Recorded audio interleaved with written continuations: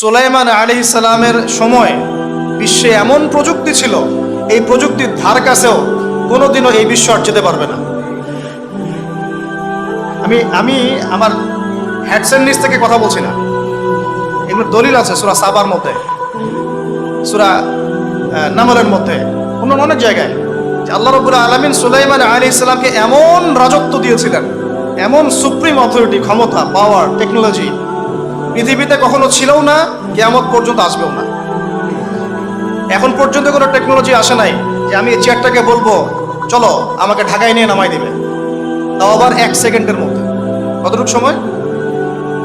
এখন পর্যন্ত কোনো টেকনোলজি আসে নাই যে আমি চোখের পলক ফেলবো, এইটুক সময়ের মধ্যে আমার স্ত্রীকে আমার পাশে নিয়ে বসাই দিবে। আসছে? সুলাইমান আলাইহিস সালামের সময় এমন ছিল। সাগর থেকে মুক্তা, মণিমুক্তা আরোহণ করে এটা দিয়ে অট্টালিকা নির্মাণ করা হতো। তিনি জিন জাতিকে দিয়ে কাজ করাতে পারতেন। তিনি যাচ্ছেন রাস্তায়, পিঁপড়ারা গল্প করছে, এই সবাই গর্তে ঢুকো, সুলাইমান আসলে তোমাদেরকে পিষে ফেলবে, আর তিনি মুচকি মুচকি হাসছেন, পাখির ভাষাও বুঝতে পারছেন, পিঁপড়ার ভাষাও বুঝতে পারছেন। তার বাবা দাউদ আলাইহিস সালাম জাবুর তেলাওয়াত করছেন, এই সাগরের মাছ সব কাছে চলে আসছে জাবুর শোনার জন্য। এমন প্রযুক্তি আপনি এখনো বের করতে পেরেছেন? সভ্যতার যে বড়াইটা আমরা করি, এটা একটা কেবল অহংকার। এটা কি আল্লাহ পাকের জন্য বলেছেন, আমি কত কওমকে এর আগে ধ্বংস করেছি, কত যে কওমকে আমি ধ্বংস করেছি। সিরু ফিল আরদি ফানজুরু কাইফা কানা আকিবাতুল মুকাদ্দিবিন। তোমরা এই জমিনে বিচরণ করতে থাকো, দেখো যারা আল্লাহকে অস্বীকার করেছিল তাদের কি পরিণতি হয়েছে। তো আমরা এখন যেটাকে নিয়ে দাবি করি, এটা সর্বোচ্চ স্তর নয় প্রযুক্তির।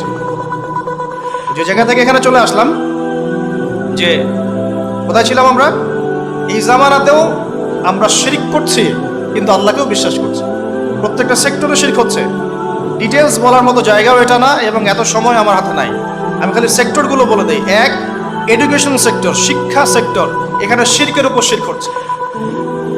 আপনি যদি বিচক্ষণ হয়ে থাকেন, স্টাডি করেন, পড়াশোনা করেন, একটা অনেস্ট মন রাখেন, আগে সৎ একটা মন রাখেন। ডানে গেলে ডানে যাব, বামে গেলে বামে যাব, আমি নিউট্রাল থাকবো, আমি কোনো পক্ষ আগে নিব না, আমি যাচাই বাছাই করে দেখবো কথাটা সত্য না মিথ্যা। শিক্ষা ক্ষেত্রে শিরকের উপর শিরক হচ্ছে, শিরকের উপর শিরক। আজকে থেকে 25 বছর 30 বছর আগে যতটা শিরক ছিল না, এখন তার চেয়ে বেশি শিরক চলে আসছে। এমন এমন শিরক আসছে যেগুলোর প্রতি ঈমান রাখলে আপনার ঈমান ভঙ্গের 10টা কারণ আছে। এই 10 কারণের মধ্যে পড়ে যাবেন, আবার নতুন করে কালিমা শাহাদা দিয়ে ইসলাম কবুল করতে হবে, নতুন করে কালিমা শাহাদার সাক্ষ্য দিয়ে আবার মুসলিম হতে হবে। যতই দাম্ভিকতা দেখান, কবরে আপনাকেও যেতে হবে, কিচ্ছু করার নাই তখন। এখন যদি সলিউশনে না আসি, সংশোধন না করি, তাহলে অনেক দেরি হয়ে যাবে। এখনকার টিকটক জেনারেশনটা বিগত 30 বছরের মেহনতের ফসল।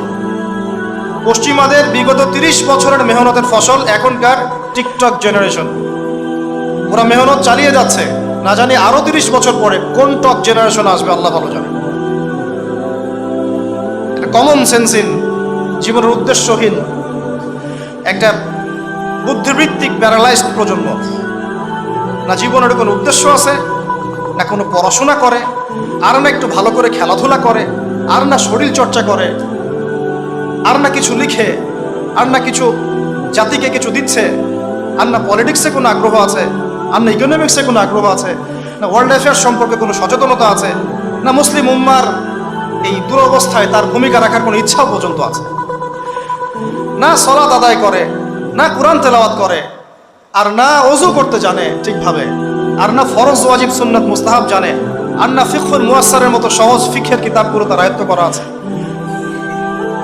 না কোনো আলেমের সাথে সম্পর্ক আছে, না কোনো ইসলামিক স্কলারের কাছে সম্পর্কিত হয়, আর না মাদ্রাসায় যায়, আর না ইসলামের বেসিক ফান্ডামেন্টাল নলেজ অর্জন করে। জীবনের উদ্দেশ্যই নাই, শুধু মেয়ের পিছনে, শুধু মাদকের পিছনে, ড্রাগসের পিছনে, কোনো সময় মারামারি দাঙ্গা হাঙ্গামা করছে, কোনো সময় দেখা যায় বাইক দাবড়ায় বেড়াচ্ছে। বাবার বিত্তশালী, বাবার অনেক টাকা আছে, ব্যাস কিনে দিয়েছেন, বাইক চলছে, পিছনে একটা বেহায়া বেশ্যা মেয়ে নিয়ে ঘুরছে। এ মেয়েটাও বেহায়া, শব্দটা ইউজ করতে চাইনি আমি আমি আমি এখানে জানি অনেক মা বোন আছেন, শব্দটা আমি ইউজ করতে চাই নাই, কিন্তু আমার ভিতরে এমন ক্ষোভ এদেরকে দেখলে হয় যে মুখ থেকে বের হয়ে গেল। একটা মেয়েকে আল্লাহ পাক সৃষ্টি করেছেন কি জন্যে? যাতে সে ইসমাইল আলাইহিস সালামের মতো সন্তান জন্ম দিতে পারে। এই বাইকের পিছনে ঘোরা মেয়েটা কি আপনাকে এরকম সন্তান দিতে পারবে? আপনি তো বোকা। আপনি মনে করছেন যে অল্প সময়ের জন্য আমি তাকে নিয়ে একটু মজা করি, তখন দেখা যাবে আপনারও জীবনে এমন কোনো মেয়ে আল্লাহ পাক দিয়েছেন যে ওই রকম অন্য কারোর সাথে বাইকে ঘুরে আসছিল, তখন কিছু করার থাকবে না, কিচ্ছু করার থাকবে না। আমার টপিক আজকে এইটা না। এই প্রজন্মটাকে গড়েছে পশ্চিমারা বিগত 30 বছরে। কত বছরে? এখন যে এডুকেশন সিস্টেমটা চলছে, এটা যদি এভাবেই চলতে থাকে, আপনি আর 20 বছর পরে এমন একটা প্রজন্ম পাবেন যাদেরকে যদি আপনি, আমি চ্যালেঞ্জ করতেছি, যাদেরকে যদি আপনি নতুন করে কোনো মুক্তিযুদ্ধে পাঠান, গুলি খেয়ে ফেরত আসবে, একটাকে মারতেও পারবে না। না দেশের প্রতি কোনো মহব্বত আছে, না উম্মার প্রতি কোনো মহব্বত আছে, না দেশের জন্য কিছু করতে পারবে, না জাতির জন্য, না উম্মার জন্য। সবচেয়ে বড় স্তর হচ্ছে উম্মার জন্য। সবচেয়ে বড় স্তর কি? উম্মার জন্য, যে পুরো মুসলিম উম্মা একটা জাতি, আমি এমন একজন বড় নেতা হব যে পুরো মুসলিম উম্মার জন্য কাজ করব। এই যে চেতনা, এই জাজবা, পরিশ্রম, অধ্যাবসায়, একটা ভিশন, একটা প্যারেন্টিং, একটা কনস্ট্রাকটিভ সিলেবাসে পড়াশোনা করা, তারবিয়াত, প্রশিক্ষণ, এই ধার কাছেও নাই জেনারেশন। আমরা ঢাকায় দেখি মানুষ খালি খাচ্ছে আর খাচ্ছে, সবাই বসে খায়। ফাস্টফুডের দোকান হাজার হাজার হাজার হাজার, সবাই মেয়ে ছেলে একসাথে বসে খায়, চটপটি, ফুচকা, বার্গার, পিৎজা, খাওয়াই যাবে এদের কাজ। রাস্তায় ফুটপাতে পাটি বিছায় বসে খাওয়া দাওয়া করতেছে, সবাই খাচ্ছে, গল্প গুজব করছে, গোল গোল হয়ে বসে বসে মোবাইলে কি জানে করতেছে, গোল হয়ে 10 জন বসে আছে একসাথে। যেই মুহূর্তে ধরেন যে মুসলিম উম্মার একটা অঞ্চলে একটা বোমার আঘাতে 500 জন শিশুকে হত্যা করা হয়, ওই মুহূর্তে বসে সে হাসাহাসি করতেছে। ওই মুহূর্তেও তার কোনো ফিকির নাই, নামাজের সেজদা একটু দোয়া করব, আমি আল্লাহর দিকে ফিরে আসি, ওগুলো অনেক দূরের কথা, বাদ দেন। শুধু এতটুকু ফিকির, আচ্ছা আমি দুনিয়াতে আছি কেন, আমি দুনিয়াতে এসেছি কেন? এক সময় তো আমি ছিলাম না, আবার এক সময় আমি থাকবও না। কেউ এসে চিরস্থায়ী হতে পারে নাই, তো আমরাও পারবো না। তো আল্লাহ পাক আমাদেরকে সৃষ্টিটা করলেন কেন? আমার কাছে আমার রব কি চান? আমি যদি না থাকতাম তাহলে আমার পরিবার চলতো কিনা, আমার সমাজটা চলতো কিনা, আমার শিক্ষা ব্যবস্থাটা চলতো কিনা, আমার দেশটা চলতো কিনা, এই বিশ্বের ঘূর্ণন চলতো কিনা, আর্নিক গতি চলতো কিনা, থেমে যেত? উত্তর না। আমি না থাকলে আর্নিক গতি থামতো না, আমি না থাকলে কি আমার পরিবার থেমে থাকতো না, আমার সমাজ থেমে থাকতো না, এই মসজিদ থেমে থাকতো না, এই রাজনীতি থেমে থাকতো না, অর্থনীতি থেমে থাকতো না, দেশও থেমে থাকতো না, উম্মাও থেমে থাকতো না। তাহলে আল্লাহ পাক আমাকে কেন সৃষ্টি করলেন? আমার কি রোল আছে এখানে, আমার কি ভূমিকা? এই এতটুকু চিন্তা করার মতো আমাদের জেনারেশন আমরা পাচ্ছি না। আপনারা ফোন বের করে ছবি তুলতেছেন, ভাবেন এগুলো নিয়ে। আমাকে দিয়ে কি করবেন? আমাদের তো কিচ্ছু করার নাই এই কথাগুলো বলা ছাড়া। এই কথাগুলো বলা বা সচেতনতা তৈরি করা ছাড়া আমাদের হাতে কিছুই করার নাই। Not at all, absolutely nothing, কিচ্ছু করার নাই। এইসব ফ্যান্টাসি দিয়ে লাভ নাই। আপনাদের মধ্য থেকে জেনারেশন তৈরি করতে হবে, আপনাদের মধ্য থেকে আলেম তৈরি করতে হবে, আপনাদের মধ্য থেকে কারি, হাফেজ, দাঈল আল্লাহ এবং উম্মার নেতৃত্ব প্রদানকারী জেনারেশন তৈরি করতে হবে। এইসব চেয়ারে বসে কয়জন? সারা বাংলাদেশে হয়তো 50 জন, 100 জন। এই 100টা মানুষ ইউনাইটেড না, তারাও বিক্ষিপ্ত। 16 কোটি মুসলিমের দেশ বলছেন, 16,000 দলে বিভক্ত। এর মধ্যে সবচেয়ে বিশুদ্ধ যেটাকে আমরা মনে করি, সেখানেও দেখবেন যে আরো 10টা 20টা দল হয়ে বসে আছে। এর বাইরে গিয়ে আবার যারা বললো না তারা বিশুদ্ধ নয়, আমরাই সবচেয়ে বিশুদ্ধ, ওদের মধ্যেও 10টা দল হয়ে গেল। না তারা ইউনাইটেড, না তারা মানে আমরা, না আমরা ইউনাইটেড, আর না আমাদের কোনো আমিরুল মুমিনিন আছে যিনি সবাইকে একটা জায়গায় নিয়ে দিনের কিছু খেদমত নেবেন। আসসামু ওয়া দুআ থাকবে, শুনলাম মানলাম আনুগত্য করলাম, এমন থাকবে? নাই, না কোনো ইকোনমিক বেস, না কোনো স্বতন্ত্র মিডিয়া, না স্বতন্ত্র প্রযুক্তি, না কোনো স্বতন্ত্র মানে পলিটিক্যাল প্ল্যাটফর্ম, কিছু না। অনেকেই দৌড়াচ্ছেন পশ্চিমাদের তন্ত্রমন্ত্রের পিছনে, এইটাও নেক্সট স্রোতে ধোকা খাচ্ছেন। আমি আমার কথা স্পষ্ট করে বলে দিলাম, এটাও নেক্সট স্রোতে ধোকা খাচ্ছেন। এটা তাদের জন্য শোভা পায় যারা ধর্ম এবং রাজনীতি আলাদা করে চিন্তা করেন। ওইটা একটা জিনিস, এটা একটা জিনিস, সে তার মতো রাজনীতি করছে, এটা তাদের জন্য শোভা পায়।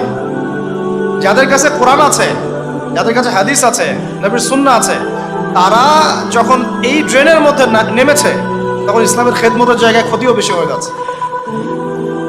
কোনো সময় কিছু কিছু বেনিফিট হয়তো আপনি পাচ্ছেন, মনে করছেন এই অল্প অল্প বেনিফিটে হয়তো অনেক কিছু হয়ে যাবে। ভুল ধারণা আপনার। একটাই উপায়, একটাই মানহাজ, একটাই পথ পদ্ধতি, নবী সাল্লাল্লাহু আলাইহি ওয়াসাল্লামের সিরাত। নবী সাল্লাল্লাহু আলাইহি ওয়াসাল্লামের সিরাত, তার জীবনী। এই জীবনী আমাদেরকে শেখাবে কিভাবে ইসলাম শূন্য থেকে একদম আসমানে উঠেছে, কিভাবে ইসলাম একদম শিকড় থেকে শেকড়ে গিয়েছে, শেখাবে সিরাত, নবী সাল্লাল্লাহু আলাইহি ওয়াসাল্লামের জীবনী। ইয়াং জেনারেশনকে জিজ্ঞাসা করেন কতজন পড়েছে সিরাত। ওইখান থেকেই আপনাকে কথা বলছিলাম, ওই যুগটাকে কেন জাহিলি যুগ বলেন, এত কেন টিটকারি করি, এত কেন তাকে ধিক্কার দেই? কারণ ওই যুগে শিরক ছিল, শিরক আকবার। এখনকার বিশ্বে শিরকে আকবার দিয়ে ভর্তি। কোন কোন সেক্টরে বলছিলাম, এডুকেশনে আছে শিরক, ইকোনমিক্সেও শিরক আছে। এটা বোঝার জন্যে অনলাইনের ব্রাদার্স সিস্টার্সরা আপনাকে হেদায়েত দিতে পারবে। এটা বোঝার জন্য আপনাকে এমন স্কলারশিপের কাছে আসতে হবে যারা কোরআন এবং হাদিসকে দিয়ে বর্তমান ইকোনমিকে ডিল করতে পারে। শুধু সেকুলার ইকোনমি আর শুধু ইসলামিক ইকোনমি দিয়েও হবে না, দুটোকে কম্বাইন করতে পারে যারা, এ ধরনের স্কলারশিপের কাছে আসেন, আপনাকে বুঝিয়ে দিবে এখানে অর্থনীতির মধ্যে শিরক আছে কোথায় কোথায়। কেউ কি আপনাদেরকে বুঝাতে সক্ষম হয়েছিল আজকে থেকে 10 বছর আগে যে আপনি যে পেপার মানি ইউজ করছেন এর মধ্যেও রিবা আছে, সুদ আছে? আমরা যে ইলেকট্রনিক মানিগুলো ইউজ করছি এর মধ্যেও রিবা আছে, সুদ আছে। রিবা মানে কি? রিবা সমান সমান নিজের মায়ের সাথে সেক্স করা। আর কোনো ভাষা আমার কাছে নাই। আমার কথাটা আপনার কলিজার ভিতর দিয়ে ঢুকে একদম মগজ দিয়ে বের হয়ে যাওয়া উচিত।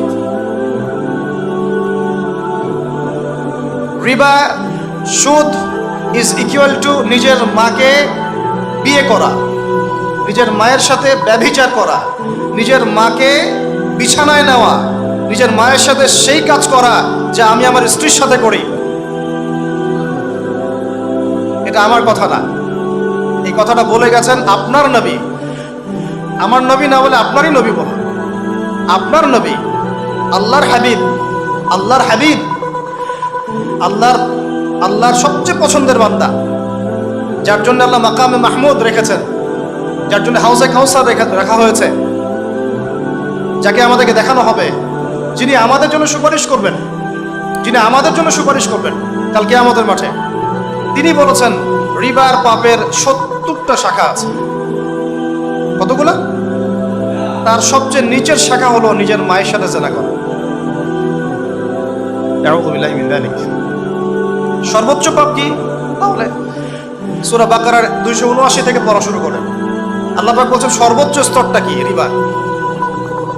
1, রিবা সমান সমান আল্লাহর সাথে যুদ্ধ করা। 2, রিবা সমান সমান তার রাসূলের সাথে যুদ্ধ করা। পুরো বিশ্ব এখন আল্লাহ এবং তার রাসূলের সাথে যুদ্ধ করছে। পুরো ওয়ার্ল্ডটাই, এখনকার এই ওয়ার্ল্ড, এখনকার এই যুগ, এই জেনারেশন। আইয়ামে জাহেলিয়াতের সুদটা ছিল শুধু মক্কায়, হয়তো একটু মদিনায়, হয়তো একটু আরবের জাজিরার মধ্যে, এতটুকু জায়গায়। এখন পুরা গ্লোবালাইজেশন হয়েছে এবং সবাই আমরা মাশাআল্লাহ নাউজুবিল্লাহ কোনো না কোনোভাবে সুদভিত্তিক অর্থনীতির সাথে জড়িত আছে। ফেডারেল রিজার্ভ ব্যাংকের আন্ডারে, ওয়ার্ল্ড ব্যাংকের আন্ডারে, IMF এর আন্ডারে যত সেন্ট্রাল ব্যাংক আছে কেউ সুদ মুক্ত থাকতে পারবে না। আপনি গভর্নমেন্টকে দোষ দিয়েন না, গভর্নমেন্টকে দোষ দিয়ে লাভ নাই, কিছু করতে পারবেন না। শিরকের গোড়া হচ্ছে এখন ওই পশ্চিমা শক্তিটা, একদম শিরকের গোড়া, তাগুতের গোড়া, যত শয়তানি অন্যায়ের মূল গোড়া এই জায়গাটা। আর এরা এমনভাবে ইউনাইটেড হয়েছে, ইউনাইটেড নেশনস তো ফর্ম করেছে 1945-এর পর থেকেই, এমনভাবে ইউনাইটেড হয়েছে, এদের স্বার্থটাই হচ্ছে পশ্চিমাদের জয় জয়কার যেন হয়, এই মুসলমানদের ম্যাসাকার যেন হয়, এটাই তাদের ভিশন ছিল। এই ভিশনে বিগত 100 বছর থেকে আমরা হাঁটছি আর কি। এটাই জায়নিস্টদের ভিশন ছিল। এরা কারা? এরা ইহুদি খ্রিস্টানদের মধ্যে একটা জাতি, একটা গ্রুপ, যারা এই ওয়ার্ল্ডটাকে রুল করতে চায়, শাসন করতে চায়। এখনো চোখে আঙ্গুল দিয়ে দেখাতে হবে যে তারা ওয়ার্ল্ডকে শাসন করছে?